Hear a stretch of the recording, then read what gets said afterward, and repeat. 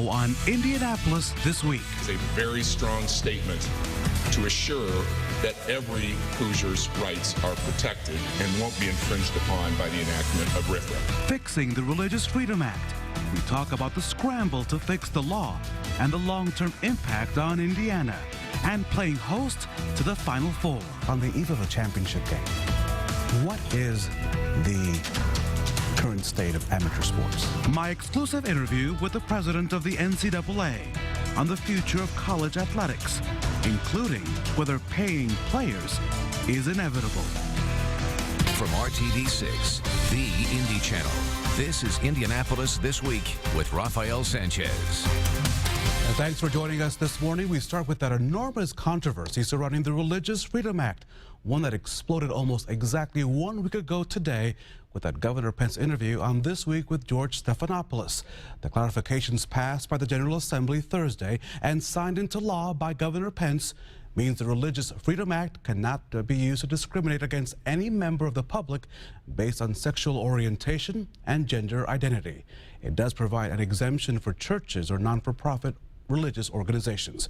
Governor Pence releasing a statement after signing that bill, saying, however we got here, we are where we are, and it is important that our state take action to address the concerns that have been raised and move forward.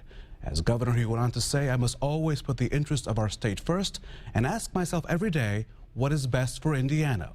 I believe resolving this controversy and making clear that every person feels welcome and respected in our state is best for Indiana.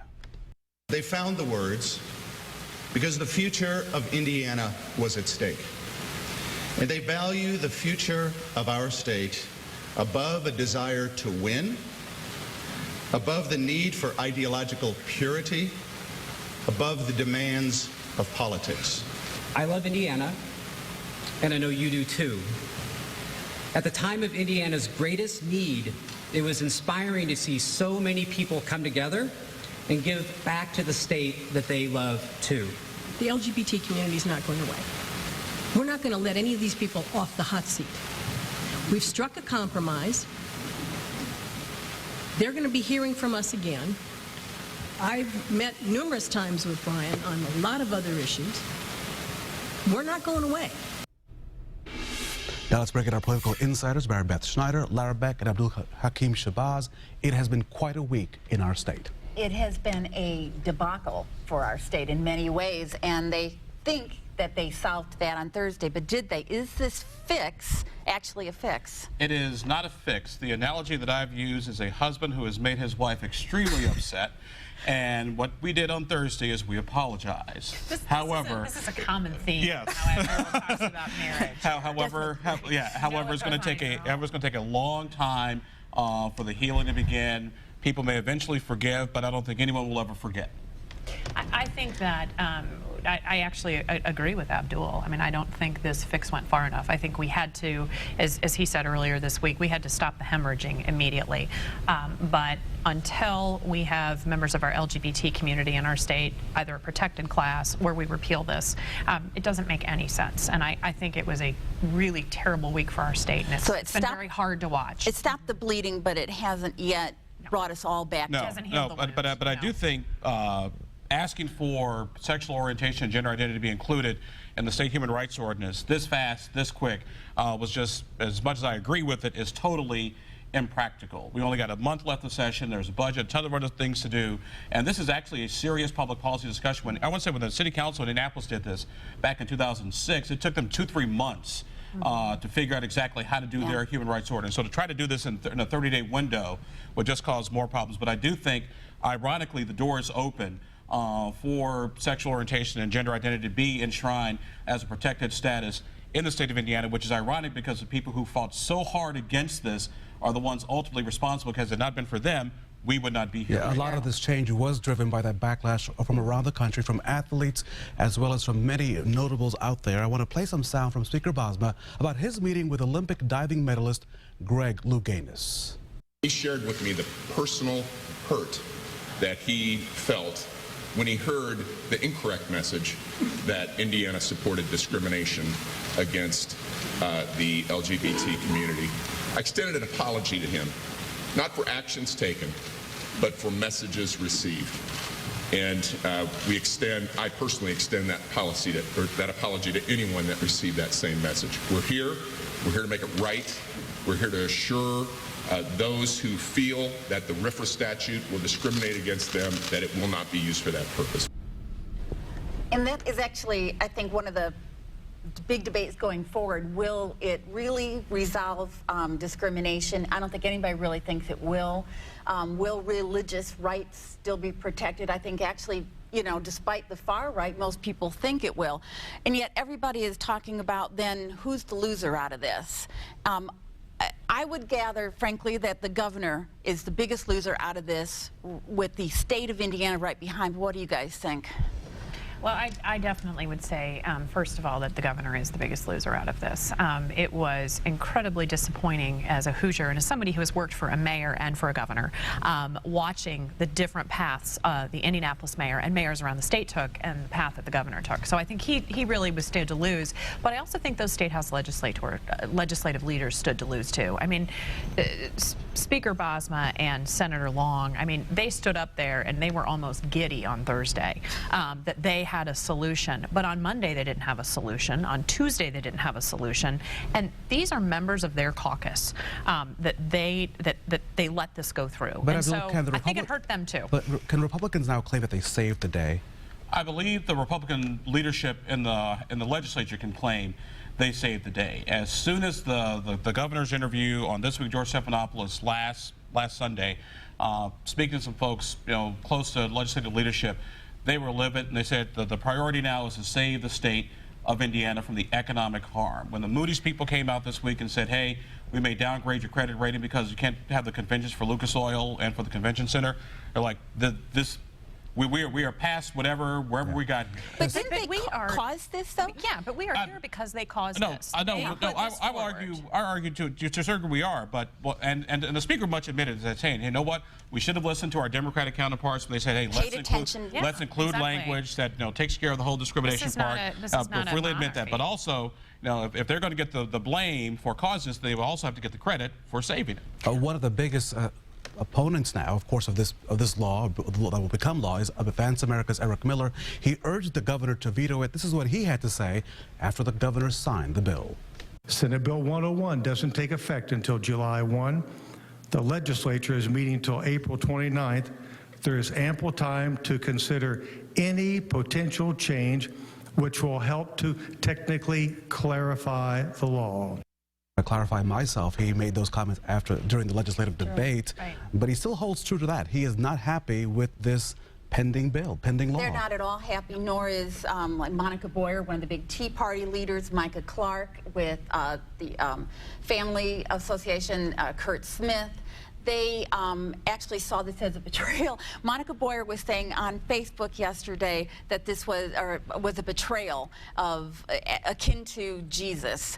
Judas taking 30 pieces of silver. You know, if we're going to start using biblical references on Holy Week, I think it's a long time that the Republicans threw out the political snakes in their Garden of Eden, because they've never done these folks any good. Every time they listen to Monica Boyer and Micah Clark and Eric Miller, these are the people who are responsible for the mess we are in, because these folks have been pushing the Religious Freedom Restoration Act after they took it in the shorts on the gay marriage fight in the legislature. We would not be here. And we have watched, but what we have been seeing, sorry to interrupt you, I completely agree with you, but what we have been seeing, though, in the Republican Party in recent years is this tacking to the right. And they realized this is how we're going to win. We're going to draw our districts so we win, and we have to win by having these guys with us. So when you tack so far to the right, and we saw it with Richard Murdoch, when you tack so far to the right, this is what happens to you. And I think Mary Beth brought up a great point on Twitter last week about how if anyone doubts Eric Miller's power, look at Representative Kubacki, who got beat in a primary this last year. We'll talk more about the 2016 race and the fallout from the Religious Freedom Act as we return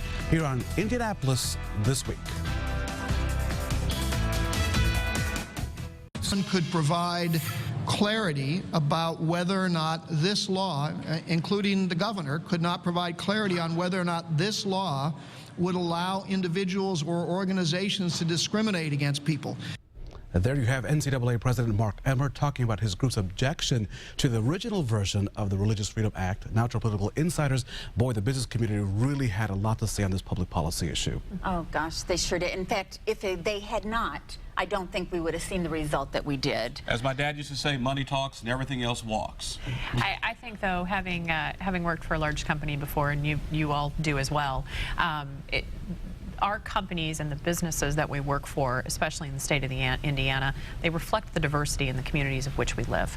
And I think that because they stood up and they were so forceful, and kudos to the NCAA for doing this, kudos to them for standing up, because they were really able to open the door with the conversation about sports. How about 2016? And that was important. How about 2016? So, yeah, I mean, there's a lot of talk nationally that Governor Mike Pence is toast if he still had presidential ambitions. Is he also then damaged goods for the governor race? I think the presidential ambitions weren't, might have been there, but they're definitely gone. I think any chance he had to be in vice president are gone. Yeah. I still think there's plenty of, there's time for him to, but not to be trite here, resurrect his political career. You are being tried. Yeah. On Easter Sunday, you're being tried.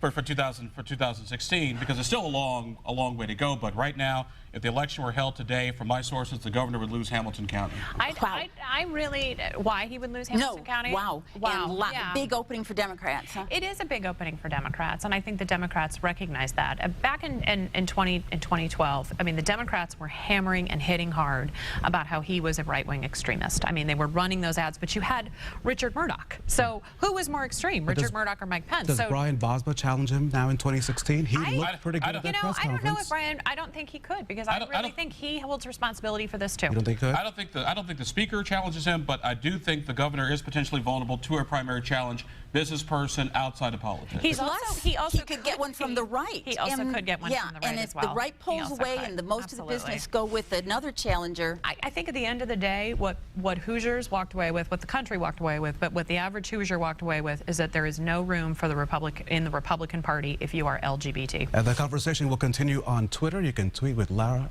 Mary Beth, Abdul, Dan, and Jennifer throughout the week. Are there issues that we have that we want to address? Of course.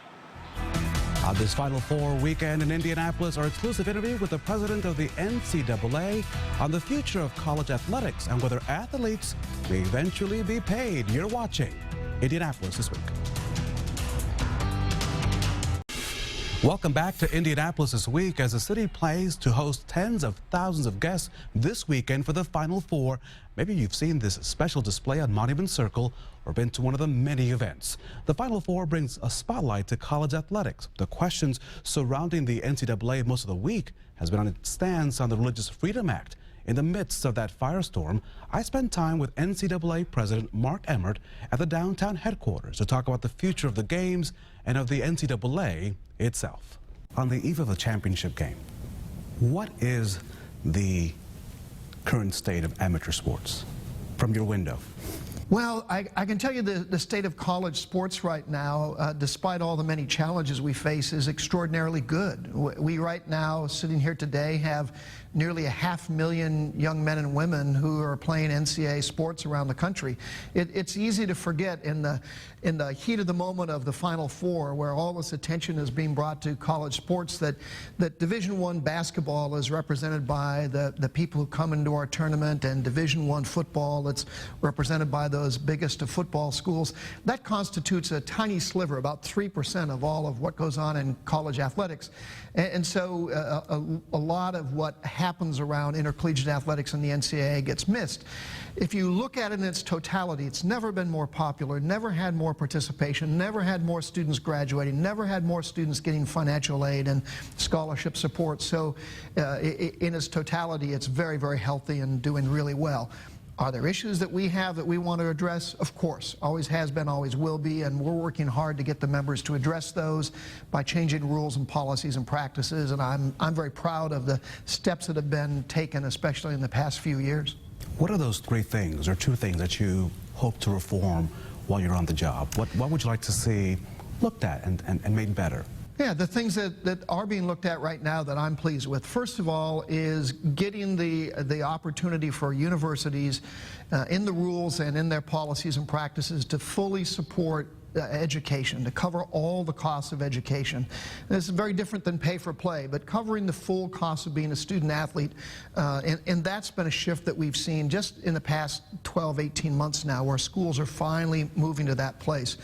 Putting in place the kind of commitments and assurances on scholarships so that they're a multi-year commitment, not a single-year commitment, but something that will assure students that they can finish their degrees and that they can indeed come back and finish those degrees should they leave for whatever reason. Making sure that we build on the incredibly strong health and safety rules that are in place right now, but expand those even further so that we know we're doing everything we possibly can, including all the provisions of insurance, that any young man or woman is not going to have issues because of injuries that occurred while they were a student athlete. And I think also making sure that we've got in place the rules and policies and practices that insist that student athletes are serious students, that provide them the time and energy, because we're taking too much time away from these young men and women as students right now. We've got to make sure they've got the time to take advantage of education, make sure they understand that at the end of the day this is all about them getting a college degree and building their lives from there. Those are the things that we're working on most aggressively. You were talking about priorities. A number of universities, including Indiana University here in Bloomington, have passed a student athlete's Bill of Rights, which includes that young people, young athletes, would get their degrees even if it takes more than 4 years. Is that something that you'd like to see spread among your membership? Yeah, very much so. I really salute IU for doing that. They were one of the first to come forward with that kind of a commitment, and I think it was remarkable of them to do that. And it's wound up becoming a trendsetter among schools. We've now seen the entire Pac-12 conference endorse a very similar notion. The rest of the Big Ten has done part of what Indiana has done, and they're heading toward doing, I hope, the full package that IU put in place. So those are exactly the things that I think we need to be doing across the board, and I'm glad schools are stepping up to that. A congressman last week mentioned that paying athletes will be inevitable. Do you see it that way? Do you think it'll be inevitable that you'll have to pay athletes beyond scholarships that they receive to attend the member universities? I think that the most important thing is, first of all, recognizing that college athletics is predicated on an assumption that these participants in sports are students first and foremost. They're not employees, they're not unionized employees, they're not somebody who has come to school to be paid to participate in college sports.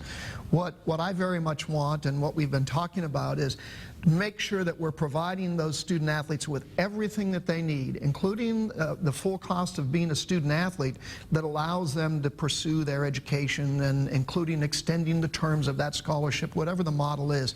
But I don't see a time where student athletes become employees of their universities. I think most universities, virtually all that I talk to, find that whole notion anathema. They say, well, that's not college sport anymore. That's sort of where you draw the line. We want to be able to provide everything that makes sense for them in the context of being a student, but not converting them into an employee. Now we've got a whole different model. That's professional sports, and virtually no one wants to go down that road. You hired a guy by the name of Oliver Luck. His son just happens to be a quarterback. Yeah, a name that resonates here. Yeah, in team, I think, the Colts, I think, yeah. What signal are you sending to your membership about sportsmanship, enforcement, about the future of the NCAA? Is there a message, or am I reading too much into his hiring? Well, the message is that we want to hire the best and most capable people we can and bring them here to the national office, and Oliver fits that bill perfectly. He was the previous athletic director of West Virginia University. He's been involved in athletics in a variety of different ways all of his life. First as a quarterback himself, as a professional athlete, working in professional sports, working around soccer and the Olympic movement, and then in his job with West Virginia before he came here. So he brings to us a wealth of experience and knowledge and really wonderful values. He has 2 NCAA athletes in his family, not only Andrew at Stanford, but his daughter was a volleyball player at Stanford as well. So he's just the kind of guy that I want to be part of this team. He's got great values, great experience, a wonderful representative of college sports, and we're delighted to have him here. And he doesn't have to go far to watch games. And that's a good thing. And of course, the crystal ball question, where do you want to see yourself in a year's time? Regardless of all the other political stuff that's going on in Indiana, where would you like to see this organization in 2016? I want to see us in 2016 continue to make progress on those things that we talked about, continuing to provide more support for student athletes in their role as students, making sure that they've got more and better opportunities to take advantage of education, continue to see their academic success. It's been rising every year for the past 10 years, but we want it to continue going up in terms of their graduation rates, and making sure they've still got these incredible opportunities like they're going to get this weekend to participate in NCAA championships. That's what they all strive for. So is that the ball you'll carry, though? I guess the question is that what, in 2016, when, if you allow me to come back and interview you, can I say, Mr. Emmert, thank you for letting us return. Let's look at the checklist. Is that what you want to be off your checklist? Absolutely, yeah. So we'll see that's what we can talk about. So we'll see you in 2016. See you in 2016. Hopefully sooner. Even the Final Four, yeah. All right, well, have a great Final Four weekend. We appreciate everything that the NCAA does. My pleasure. Thanks again to Mark Emmert. He also tells us that the NCAA governing boards will meet right here in Indianapolis later this month, where they will discuss long-term decisions based on religious freedom acts around the country. Indianapolis This Week continues right after this. We have another big week for you next week. Our guest, the man who may challenge Mike Pence in next year's race for governor, John Gregg, the 2012 Democratic candidate for governor and the former Speaker of the Indiana House, will join us here. You can tweet me your questions for him throughout this week. Thanks for joining us today and have a great Easter Sunday.